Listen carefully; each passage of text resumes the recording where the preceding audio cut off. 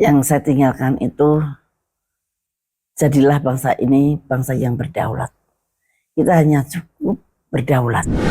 Saya selama ini telah berjuang untuk merebut kedaulatan yang alhamdulillah saya pernah menang. Tapi saya juga pernah kalah karena saya dipenjara.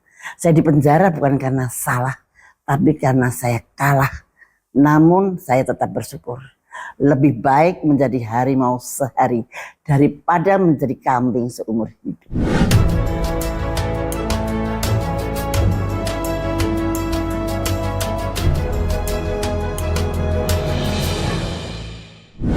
Halo semua, salam transformasi.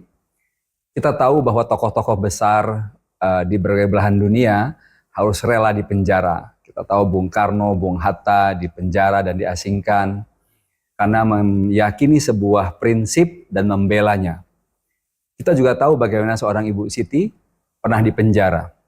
Tentu kita tidak ingin bahas situasi hukumnya, tapi kita ingin melihat perspektif seorang Ibu Siti, apa yang sebenarnya beliau perjuangkan sehingga rela tercabik gitu ya. Bagaimanapun sebagai seorang manusia pasti tercabik dengan di penjara seperti itu. Mari kita dengar.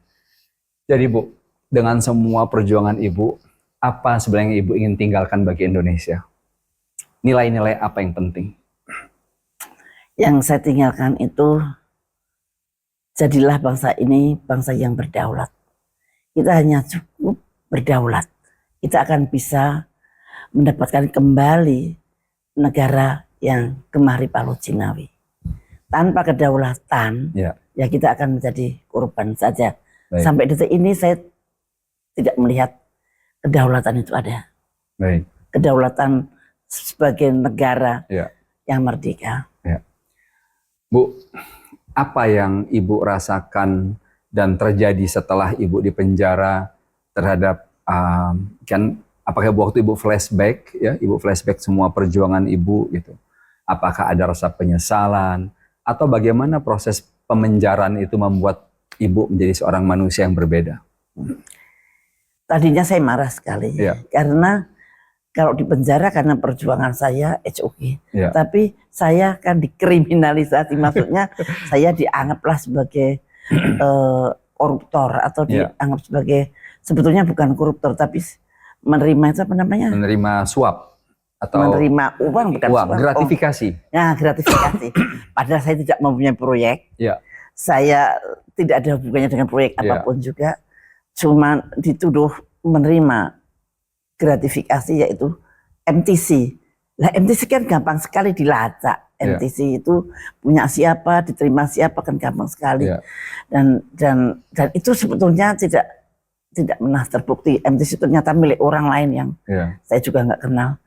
Saya waktu itu dengan berbesar hati, saya pasti menang gitu.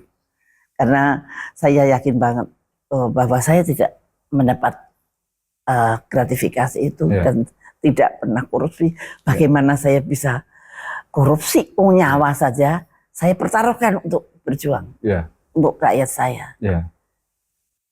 Kenapa saya mengatakan begitu? Jadi saya ini, tapi saya sudah merasa kalau saya ini adalah melawan arus, melawan arus. Even dengan presiden saya. Dengan Pak SBY. Terima kasih Pak SBY telah berbaik hati untuk tetap berbaik hati dengan saya sampai selesai. Walaupun beliau tidak melindungi saya supaya saya tidak di penjara misalkan. Tapi betapapun juga saya terima kasih. Dia tidak pernah marah-marah pada saya. Dia minta, walaupun saya sebetulnya bertentangan dengan beliau. Jadi begini.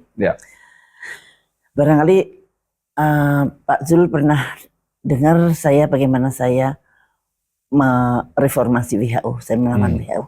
Bagaimana saya menyetop pandemik. Jadi pandemik yang seharusnya terjadi di Indonesia pada tahun 2006 dengan pusat di Tanah Karo, Kabanjahe, Tanah Karo. Kemudian bisa saya stop. Saya lawan dengan cara saya meriset. Jadi bukan dengan mulut, bukan dengan dan dengan riset. Saya melihat waktu itu WHO sangat berbahaya kalau kaitannya begini. WHO bisa membuat suatu negara itu diembargo karena suatu pandemik.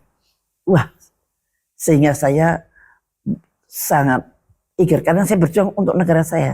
Saya berjuang untuk melindungi rakyat saya. Dan ternyata setelah sampai ke WHO, ternyata yang perlu saya perjuangkan ternyata bukan hanya Indonesia, tapi negara ketiga. Negara dunia ketiga. Negara dunia ketiga. Aduh, ternyata mereka semua membutuhkan pengayoman. Waduh, ternyata saya melihat WHO tidak benar ini. Nah, maka itu saya lawan.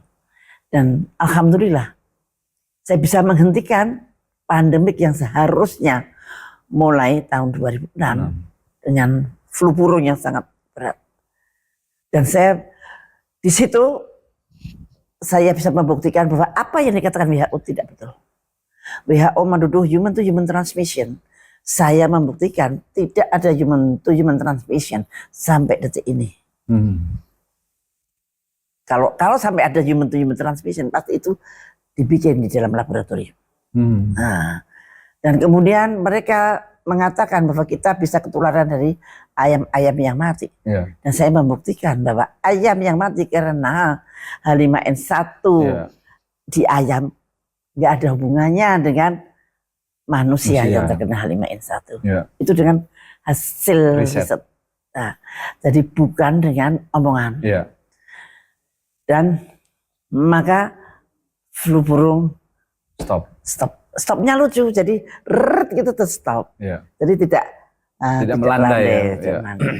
Dan majalah The Economist yang ada di Inggris, saya baca tuh majalah Economist. Ada tulisan tentang saya bahwa Menteri Kesehatan Republik Indonesia Siti Fadila Supari mampu menghentikan pandemik bukan dengan vaksin, tapi dengan politik transparansi. Nah itu. Jadi yang saya lawan adalah tirani yang ternyata mereka kalahnya dengan transparansi. Menurut saya hal ini masih relevan dengan zaman sekarang. Ya, kalau kita bisa membuat senjata kita transparansi, equity, dan fairness, kita akan menang. Transparansi, equity, and fairness. Hadapin mereka dengan itu. Maka kita tidak inferiority lagi.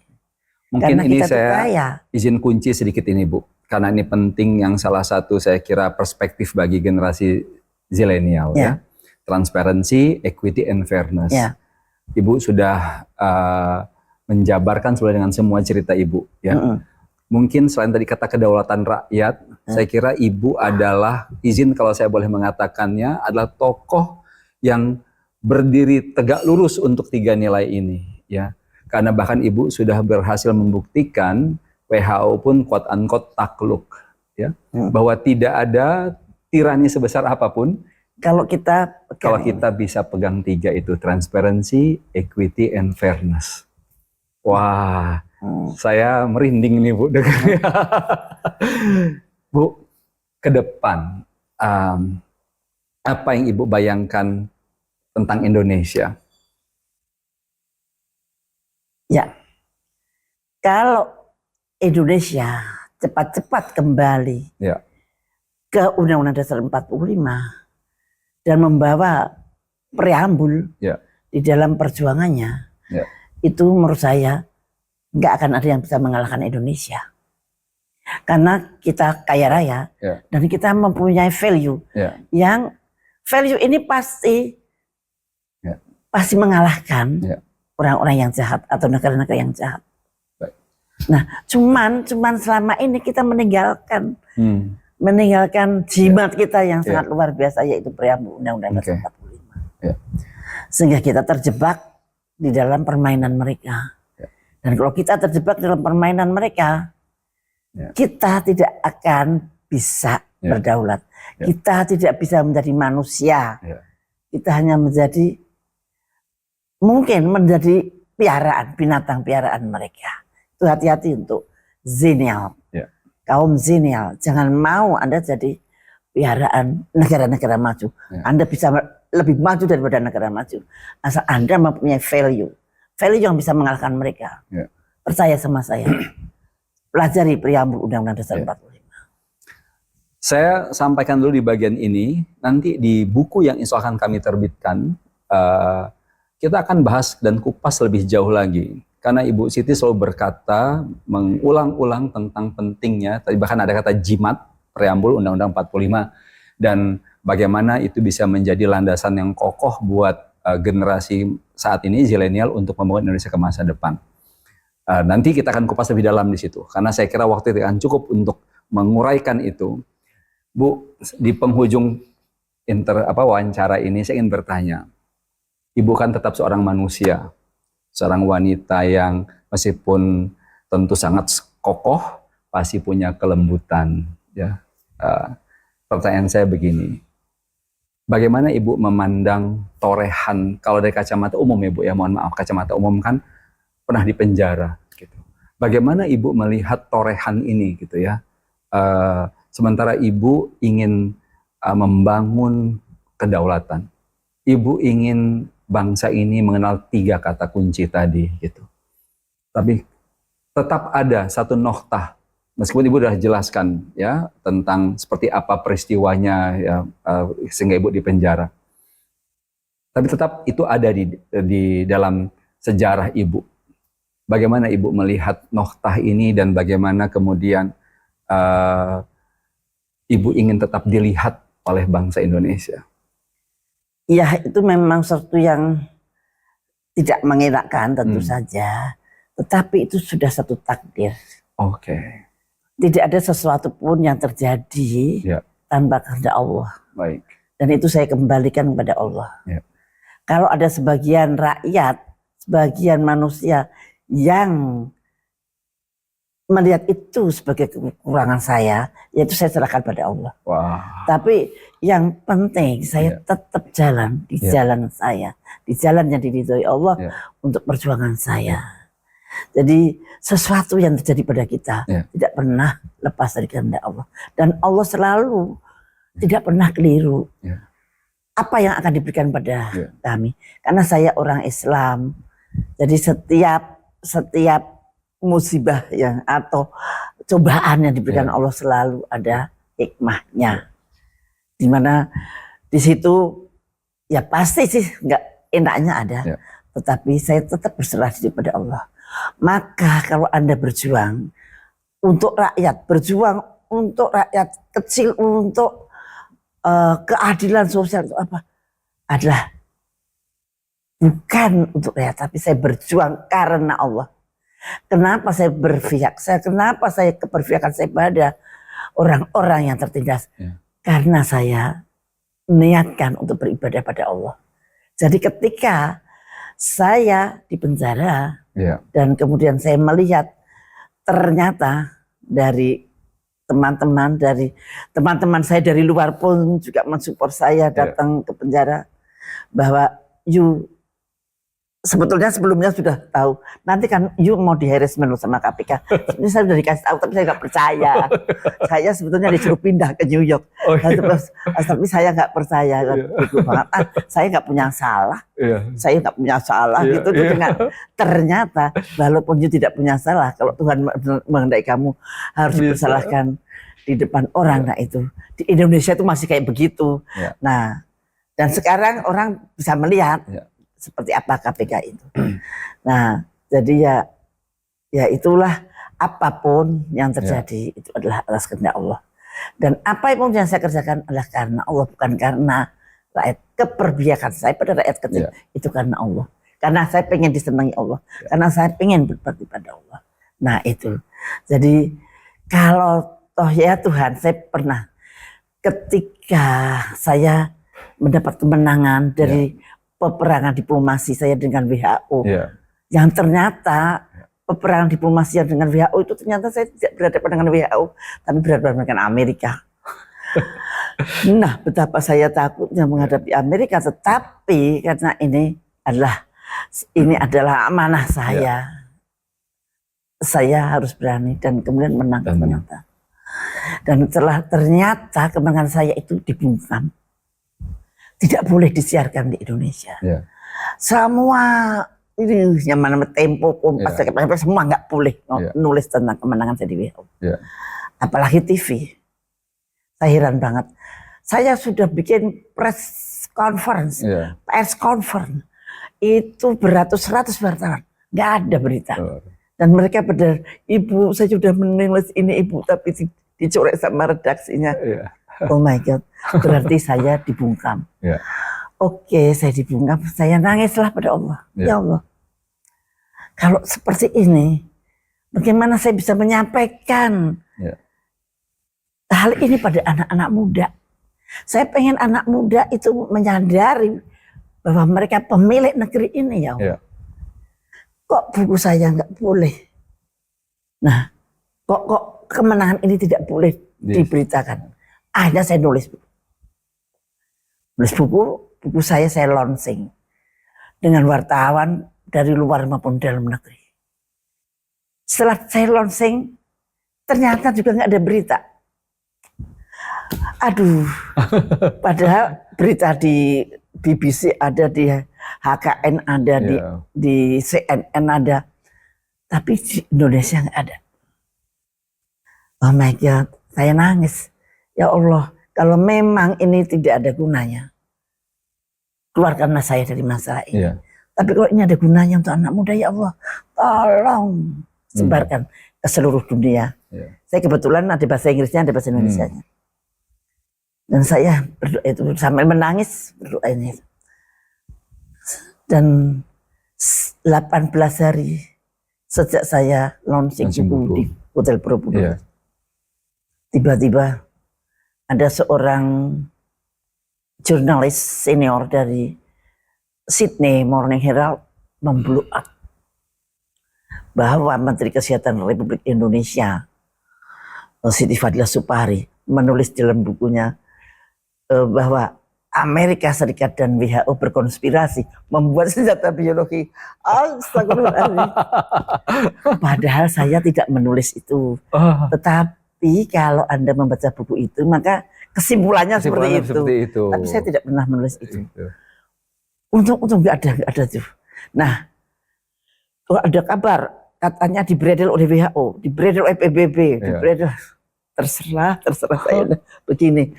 Datanglah wartawan-wartawan pada nangis, ibu di blow up, Bu. Dan ya itu telepon dari presiden India, dari Hongaria, dari Rusia. Saya telepon Putin, congratulations madam pemberani. Aduh, mati aku. Nah itu, setelah di blow up di luar negeri, barulah di Indonesia kemudian berkembang perjuangan saya itu. Dan mungkin sampai sekarang masih banyak anak muda yang mengenali itu. Mereka terinspirasi, kok ada ya pemimpin kita yang berani melawan kekuatan dunia begitu. Nah itu nilai itu yang sampai sekarang anak-anak itu kehilangan. Nah setelah itu mulailah saya saja keliling Indonesia untuk menyampaikan pelajaran itu. Dan buku itu saya cetak kembali. Mudah-mudahan nanti bisa ini kan.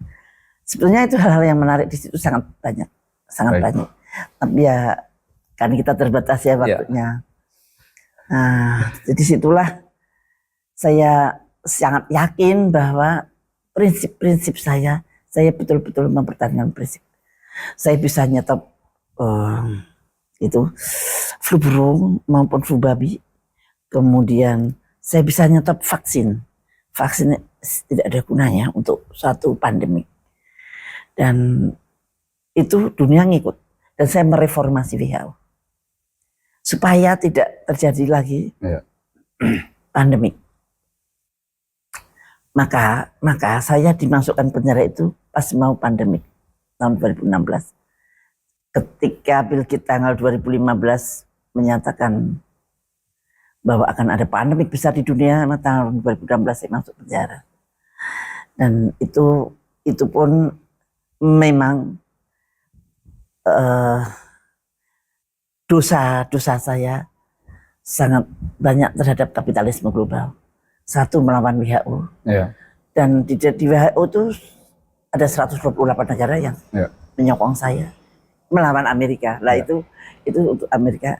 Dan di dalam sidang kita memenangkan hal itu. Nanti mungkin dalam kesempatan lain atau dalam penulisan buku itu akan saya ceritakan dengan sepenuh hati. Yang kedua, saya menutup laboratorium Namru yang bercokol di sini udah 40 tahun. Di mana Namru itu adalah kepunyaan Pentagon, kepunyaan Angkatan Laut Amerika, Marinir Amerika. Di mana Marinir itu adalah pasukan yang paling hebat ya untuk pertahanan Amerika. Dan mereka mempunyai laboratorium di sini yang kerjasama dengan Depkes, yang ada di tanahnya Depkes. Dan itu menurut saya melukai kedaulatan bangsa ini. Bagaimana ada negara di dalam negara, bagaimana itu militer yang sangat kompeten, sedang mumpuni ada di dalam kota Jakarta. Padahal di dalam MOU-nya kalau ada virus yang bocor dari laboratorium Namru itu, maka mereka boleh bergerak di Indonesia sejauh 500 km diameternya. Ya sampai Surabaya dong. Aduh lah, ini anak Indonesia dalam berapa jam langsung bisa dikuasai. Nah ini nggak benar. Maka saya tutup. Walaupun di luar izin presiden. Nah, presiden tidak membolehkan itu. Tapi saya diam-diam saya kontak dengan pemerintah Amerika dan mengadakan suatu kesepakatan yang equity, transparan dan fair. Dan berhasil. Yang fair. Saya bukan bawahan Anda. Kalau Anda mau kerjasama dengan saya, ayo duduk sama rendah, berdiri sama tinggi. Nah itu. Nah itu. Ada gambarnya Bung Karno yang waktu itu salaman dengan Kennedy, dia tidak mau di bawah. Biasanya Presiden Amerika ada di undang-undangnya di tangga gitu, di sini Presiden Amerika, di sini presiden yang lain. Kalau Bung Karno nggak mau di satu lantai yang sama. Nah itu, dan mereka mau dengan diplomasi saya. Akhirnya saya mendapat endorsement dari pemerintah Amerika untuk menutup Namru itu. Kalau nggak mendapat endorsement ya nggak mungkin itu tidak mungkin semulus itu, dan itu tercatat di dunia internasional. Dan itu suatu perjuangan yang paling berat, itulah menutup Namru. Nanti detailnya mungkin di buku Bapak. Saya sebetulnya sudah mau menulis itu, tapi sampai sekarang belum saya launching. Ibu, karena kita di penghujung, Ibu tolong menyiapkan statement terakhir. Tapi sebelum itu, pemirsa, saya ingin menggarisbawahi bagaimana kekuatan sikap kedaulatan.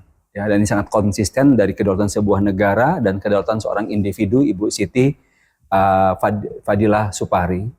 Dan Anda lihat, dengar sendiri bagaimana proses yang begitu berat, bahkan penutupan sebuah laboratorium yang milik Amerika, Marine, dan tidak ditutup dengan gegabah ya, tapi melalui sebuah proses diplomasi yang berangkat pada 3 nilai dasar: transparent, equity, dan fairness. Dan di sini kita sebagai generasi muda bisa belajar lebih banyak, terutama untuk berani memperjuangkan sebuah kedaulatan, nilai-nilai yang kita pegang. Selama itu kita dukung dengan pengetahuan-pengetahuan yang benar ya. Ibu, terima kasih banyak. Saya kira bangsa ini berhutang banyak pada Ibu, terutama tentang bagaimana keluasan pengetahuan menjadi alat atau senjata utama untuk mendukung sebuah sikap keberpihakan. Dan keberpihakan itu didukung dengan pilar-pilar yang sangat kokoh yang Ibu perjuangkan di semua sepak terjang Ibu.